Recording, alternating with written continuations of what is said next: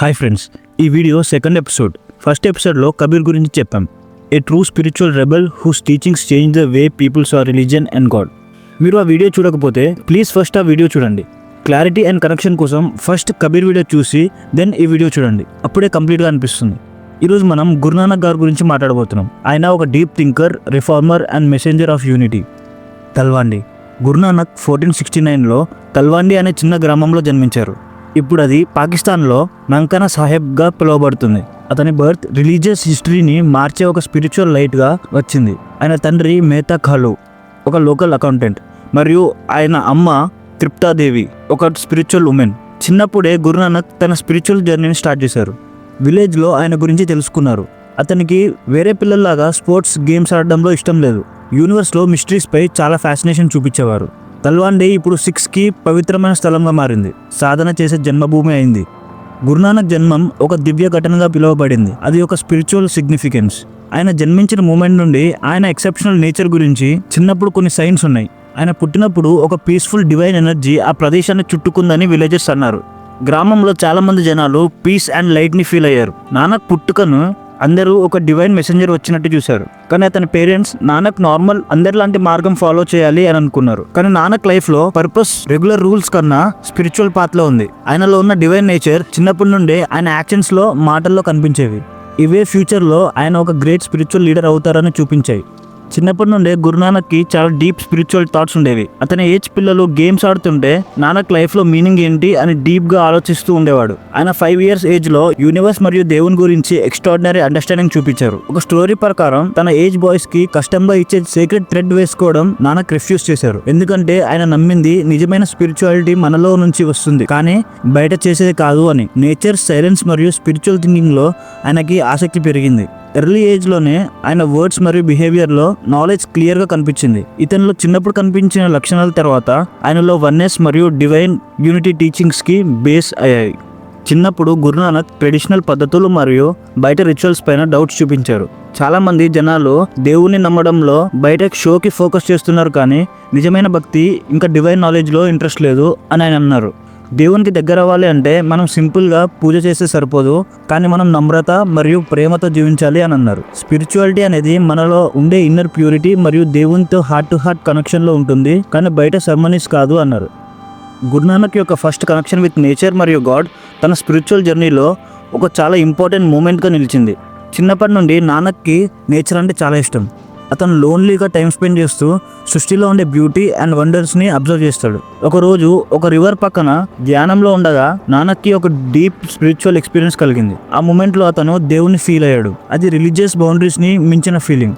ఈ మొత్తం యూనివర్స్లో ఒక్కడే దేవుడు, నేచర్ అంతా కూడా దేవుణ్ణి చూపించే రూపం అని ఆయన అర్థం చేసుకున్నాడు. ఈ రియలైజేషన్తో ఆయన జర్నీ స్టార్ట్ అయింది. దేవుణ్ణి ప్రతి చిన్న లీఫ్లో, స్టోన్లో మరియు డ్రాప్ ఆఫ్ వాటర్లో కూడా చూడాలని తెలుసుకున్నాడు. గురునానక్ యొక్క స్పిరిచువల్ నాలెడ్జ్ పెంచుకోవడం చిన్నప్పుడే స్టార్ట్ చేశాడు. ఆయన చాలా సమయం మెడిటేషన్లో టైం స్పెండ్ చేసేవారు. లైఫ్ పర్పస్ గురించి ఆలోచించి స్థాపించిన పద్ధతులను ప్రశ్నించడం స్టార్ట్ చేశాడు. ఈ ఓపెన్ మైండెడ్నెస్ ఆయనకి ప్రతి ధర్మంలో కామన్ ట్రూత్ని అర్థం చేసుకోవడానికి సహాయపడింది. దివ్య దర్శనాలు అనుభవించి ఆయన సామాజిక పద్ధతులను ఛాలెంజ్ చేసి ప్రతి ఒక్కరిలో స్పిరిచువాలిటీ యూనిటీ పెంచడానికి రిఫార్మర్గా మారిపోయి సాధించాడు. గురునానక్ చిన్నప్పటి నుంచి క్యాస్ట్ మరియు రిలీజియస్ బేస్డ్ భేదాలని యాక్సెప్ట్ చేయలేదు. ఆయనకి దేవుడికి ప్రతి మనిషి సమానం, దేవుడు జాతి, ధర్మం చూడడు అని అనిపించింది. మనుషులని గ్రూప్స్గా డివైడ్ చేయడం దేవుని యొక్క ఐక్యతకి విరుద్ధం అని చెప్పారు. ఆయన ఫేమస్ వర్డ్స్ "నా కోయి హిందూ, నా కోయి ముస్లిం" అంటే దేవుని దృష్టిలో అందరికీ ఈక్వల్ ప్లేస్ ఉంటుంది. ఆయన ఉపదేశాలలో ఈక్వాలిటీ, రెస్పెక్ట్ మరియు ప్రేమకి చాలా ఇంపార్టెన్స్ ఉంటుంది. లేబుల్స్, క్యాస్ట్, రూల్స్ కన్నా మనలో ఉండే దివ్యత చూడాలి అని ఎంకరేజ్ చేశారు. గురునానక్ లోవర్ క్యాస్ట్ వాళ్ళని ఇన్సల్ట్ చేయడం, బ్లైండ్ గా రిచువల్స్ ఫాలో అవ్వడం కామన్ గా చూసేవారు. కానీ ఆయన నమ్మేది రియల్ స్పిరిచువాలిటీ, ప్రేమ మరియు దేవుని మీద నిశ్చయంలో ఉండాలి అని చెప్పారు. ఆయన చెప్పిన మాటలు అప్పట్లో బోల్డ్ గా ఉండేవి, కాబట్టి చాలా మంది రిలీజియస్ లీడర్స్ ఆయనకి అపోజ్ అయ్యారు. కానీ నానక్ ట్రూత్ మీద నమ్మకంతో నిలబడి జనాలకి రియల్ పాత్ చూపించి ఇన్స్పైర్ చేశారు. గురునానక్ సత్యం కోసం వెతుకుతూ రిలీజియస్ రూల్స్ అండ్ రిచువల్స్ ని దాటాడు. సత్యం అంటే హానెస్టీ ఆఫ్ లైఫ్, ఈక్వాలిటీగా జీవించడం మరియు సెల్ఫ్లెస్ గా హెల్ప్ చేయడం. ఆయన టీచింగ్స్లో చాలా డీప్ రిలీజియస్ లెవెల్స్ని మించి మన అందరి మధ్య ఏకత్వంని స్ట్రెస్ చేస్తాయి. నానక్ చిన్నప్పటి నుంచి ఒకటి ఆలోచనలో ఉండేవారు. ఆయనకి మనుషుల జీవితం, ధర్మం, దేవుడు వీటి గురించి డీప్ థాట్స్ ఉండేవి. అప్పటి నుంచి ఆయన హార్ట్లో ఒక స్ట్రాంగ్ ఫీలింగ్ ఉండేది. ఈ ప్రపంచంలో ఒక రియల్ ట్రూత్ ఉంది, కానీ అది బుక్స్ లోనో రిచువల్స్ లోనో కాదు. నానక్ డిసైడ్ అయ్యారు ఆయన లైఫ్ ని సత్యం కోసం డెడికేట్ చేయాలి. సో ఆయన ఒక స్పిరిచువల్ జర్నీ స్టార్ట్ చేశారు. ఇది ఒక మామూలు యాత్ర కాదు, ఇది మనసులో ఉండే ఒక సెర్చ్. ఆయన ఇండియాలో చాలా ప్లేసెస్కి వెళ్ళారు. హరిద్వార్, బనారస్, కురుక్షేత్ర, అంజబీ ప్రదేశాలు కూడా. చాలా రిలీజియస్, చాలా కస్టమ్స్ చూశారు. కానీ ఆయనకి క్లియర్గా అర్థమైంది ఏంటంటే చాలా రిచువల్స్ ఫాలో చేస్తున్న వాళ్ళు దేవునితో ట్రూ కనెక్షన్ లేకుండా యాక్ట్ చేస్తున్నారు. ఈ జర్నీలో నానక్ చాలా మంది పండిట్స్, యోగీస్, ఫకీర్స్ని కూడా కలిశారు. అందరి మాటలు విన్నారు. బట్ ఆయనకి తెలిసింది దేవుణ్ణి అందరూ డిఫరెంట్గా పిలుస్తున్నారు, కానీ ఎసెన్స్ మాత్రం ఒకటే. ఒకరోజు నానక్ సాధారణంగా ఒక నది పక్కన మెడిటేషన్లో ఉండగా నదిలో స్నానం చేసి డీప్ మెడిటేటివ్ స్టేట్లోకి వెళ్ళారు. ఈ సమయంలో ఆయన టోటల్ సైలెన్స్లో ఎంటర్ అయ్యారు. No thoughts, no world, just peace. అప్పుడే ఒక ఎనర్జీ అతనికి కలిగింది. దేవుని యొక్క ప్రెజెన్స్ ని డైరెక్ట్ గా ఫీల్ అయ్యారు. ఇక 3 days పాటు నానక్ బయటకు రాలేదు. చుట్టూ ప్రజలు చాలా టెన్షన్ పడ్డారు. బట్ నానక్ కి అప్పటికే లైఫ్ చేంజ్ అయిపోయింది. ఈ ధ్యానంలో ఆయనకి దేవుడు ఒక క్లియర్ మెసేజ్ ఇచ్చారు. There is no Hindu, no Muslim, God is same to all. ఈ అనుభవం ఆయన జీవితంలో టర్నింగ్ పాయింట్. గాడ్ అంటే oneness, love, light and truth. ఇది నానక్కి ఆర్డినరీ రియలైజేషన్ కాదు, ఇది అతని హోల్ లైఫ్ మిషన్ అయింది. అతని జ్ఞానంలో చూసిన దివ్యత ప్రతి ఒక్కరిలో చూడాలని డిసైడ్ అయ్యారు. ఇక ఆయన టీచింగ్ కి సెంట్రల్ కాన్సెప్ట్ ఏక్ ఓంకార్, అంటే ఒకటే దేవుడు, ఒకటే సత్యం. ఈ దేవుణ్ణి క్యాస్ట్, రిలీజియన్, రిచువల్స్ తో లిమిట్ చేయలేం. దేవుడు ప్రతి చోట ఉంటాడు. నేచర్లో, మనుషుల హృదయంలో, ప్రేమలో. దేవుణ్ణి టెంపుల్స్లో, మాస్క్స్లో, లేకపోతే ఓన్లీ బుక్స్లో కాదు, దేవుణ్ణి మనలో, ప్రతి మనిషిలో, ప్రతి జీవంలో చూడాలి అని అన్నారు. ఏక్ ఓంకార్ మెసేజ్లో ఈక్వాలిటీ ఉంది, యూనిటీ ఉంది అండ్ డివైనిటీ ఉంది. ప్రపంచంలో చాలా డిఫరెన్సెస్ కనిపిస్తాయి, కానీ దేవుని పర్స్పెక్టివ్లో అందరూ ఒకటే అని నానక్ అన్నారు. సో ఆయన ఉపదేశాలు అందరికీ applicable. Truth is one, God is one and all are one. ధ్యానంలో అనుభవించిన డివైనిటీ తర్వాత నానక్ బయటకి వచ్చిన వెంటనే ఒక పవర్ఫుల్ స్టేట్మెంట్ ఇచ్చారు. నాకోయ్ హిందూ, నాకోయ్ ముస్లిం. ఇది జస్ట్ ఒక మాట కాదు, ఇది ఒక స్పిరిచువల్ డిక్లరేషన్.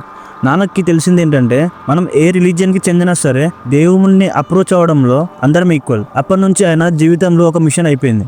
సత్యం, దయ, సమానత్వం, ఈ మూడింటిని ప్రపంచానికి చెప్పాలి. ఆయన చెప్పిన ప్రతి మాటకి అర్థం ఉండేది. ఆయన జీవితంలో ప్రేమ, అహింస, సేవతో ట్రూత్ని పర్టికులర్గా చూపించారు. ఇక నానక్ టీచింగ్స్లో కోర్గా ఉండే 2 అంశాలు సమానత మరియు ప్రేమ.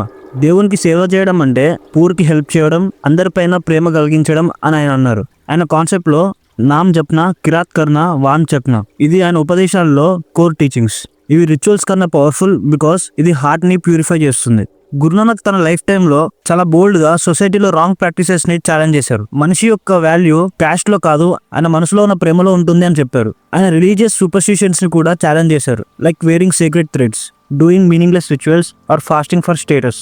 దేవుణ్ణి మనం ఇంప్రెస్ చేయాలి అంటే మంచి పనులు చేయాలి, నిజాయితీగా ఉండాలి, సహజంగా ఉండాలి అని చెప్పారు. హిందూ ముస్లిం డివిజన్స్ని కూడా ఆయన నాకోయ్ హిందూ, నాకోయ్ ముసల్మాన్ అని ఒక పవర్ ప్యాక్ డైలాగ్తో డిజాల్వ్ చేయడం ట్రై చేశారు. యూనిటీని సెంటర్లో పెట్టి ఆయన మెసేజ్ అప్పట్లో రెవల్యూషనరీ, ఇప్పటికీ రెలవెంట్. గురునానక్కి ఫాలోవర్స్ అవ్వడంతో కమ్యూనిటీకి స్పిరిచువల్ యాంకరింగ్ కావాలి అని డిసైడ్ చేశారు. అప్పుడే గురుద్వార్స్ని స్థాపించడం స్టార్ట్ చేశారు. గురుద్వార్స్ అంటే దేవుని యొక్క ద్వారము. గురుద్వార్లో కాస్ట్, రిలీజియన్, స్టేటస్ అనేవి ఏవీ లేకుండా అందరు కూడా కలిసి ఒకటే దేవుణ్ణి నమస్కరించే కాన్సెప్ట్ ఉంది. ఇక్కడ వర్షిప్తో పాటు సేవ, కిరాత్, langar and Sangat daily activities లాగా ఎవాల్వ్ అయ్యాయి. గురునానక్ యొక్క విజన్లో కమ్యూనిటీ అంటే ఒక సమాజం, ఇక్కడ అందరూ సమానం.